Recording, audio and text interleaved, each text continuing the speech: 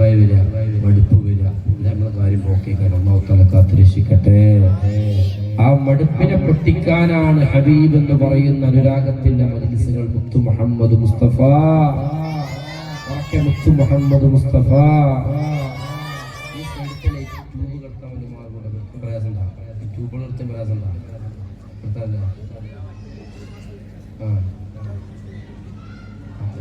വിഷയമുണ്ടല്ലേ?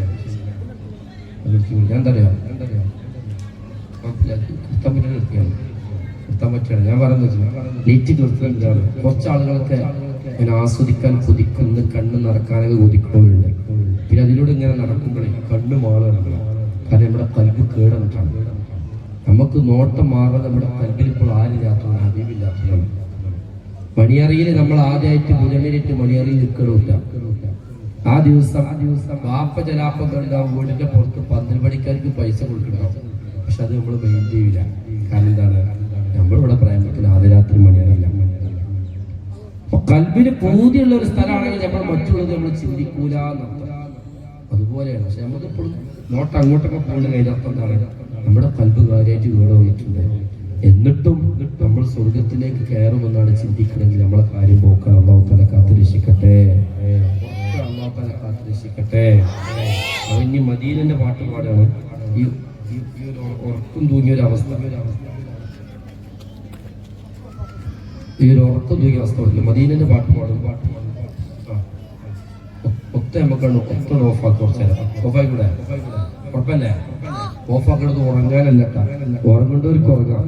കൂട്ടുപാടിനൊരു കൂട്ടുപാട്. പക്ഷെ ഒരാളെങ്കിലും ഇത് കരഞ്ഞാൽ മതി. ഹബീബിനോട് മുത്തു മുഹമ്മദ് മുസ്തഫ.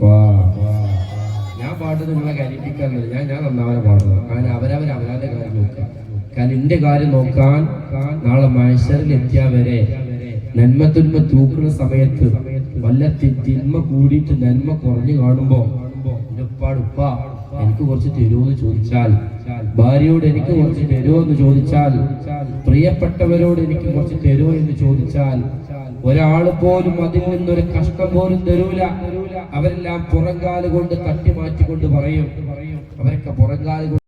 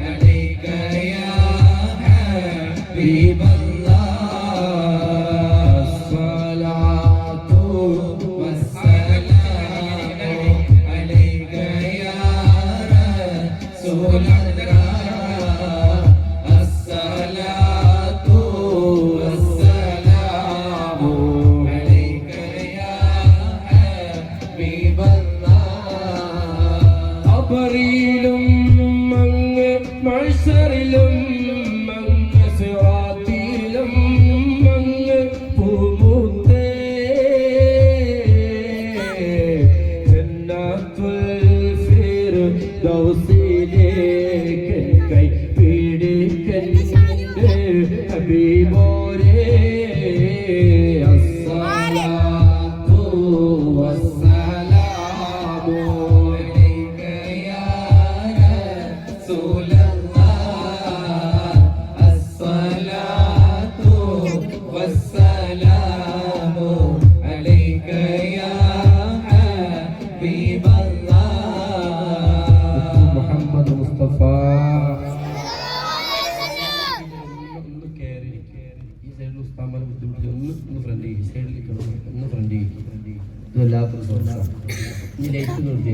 വെള്ളം കൊടുത്തു കഴിഞ്ഞില്ല സംഘാടകർ